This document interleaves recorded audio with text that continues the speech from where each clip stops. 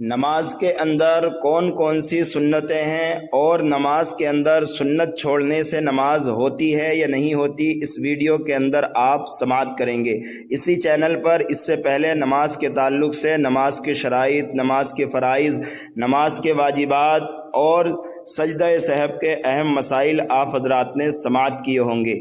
اس video کے اندر نماز کی سنتیں بیان کی جا رہی ہیں۔ نماز کی سنتیں جن کا ادا کرنا ضروری ہے اور کرنے والا اجر و ثواب پائے گا۔ سنتیں ادا کیے بغیر نماز کامل نہیں ہوتی بلکہ ناقص رہتی ہے اور نماز کا ثواب بھی کم ہو جاتا ہے۔ سنت کو جان بوجھ کر چھوڑنا شریعت کی نظر میں بہت برا ہے اور سنت کو ہمیشہ ترک کرنے کی عادت کرنے والا عذاب اور عتاب کا مستحق ہے۔ نماز کی سنتیں کون سی ہیں؟ نمبر 1، تکبیر تحریمہ سے پہلے دونوں ہاتھوں کو کانوں تک اٹھانا۔ نمبر 2، عورت کو کاندھوں تک دونوں ہاتھ اٹھانا۔ نمبر 3، تکبیر کے وقت نہ سر جھکانا اور نہ سر آسمان کی طرف کرنا بلکہ قبلے کی طرف سیدھا رکھنا۔ نمبر 4، ہتھیلیوں اور انگلیوں کا پیٹ قبلے کی طرف کرنا۔ جو لوگ گالوں یا آسمان یا زمین کی طرف اپنی ہتھیلی اور انگلیوں کا پیٹ کرتے ہیں، یہ سنت کے خلاف ہے۔ نمبر 5، ہاتھوں کی انگلیاں نہ کشادہ کرنا نہ بالکل ملانا بلکہ اپنے حال پر چھوڑ دینا۔ نمبر 6، تکبیر تحریمہ کے بعد ہاتھ نہ لٹکانا بلکہ مرد کو ناف کے نیچے اور عورت کو سینے پر باندھ لینا۔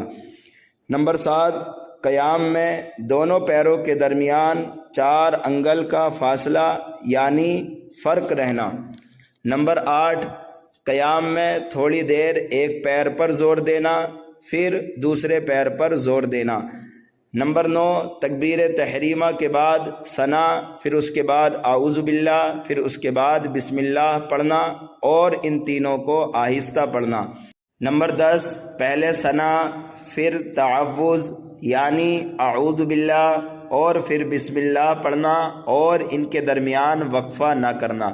نمبر 11، اگر عید کی نماز ہے تو تکبیر تحریمہ کے بعد امام مقتدی ثنا پڑھیں گے، پھر 3 تکبیر کے بعد امام اعوذ باللہ اور بسم اللہ پڑھے گا اور ان کو آہستہ پڑھے گا۔ نمبر 12، سورہ فاتحہ کے بعد آمین کہنا اور اس کو آہستہ کہنا۔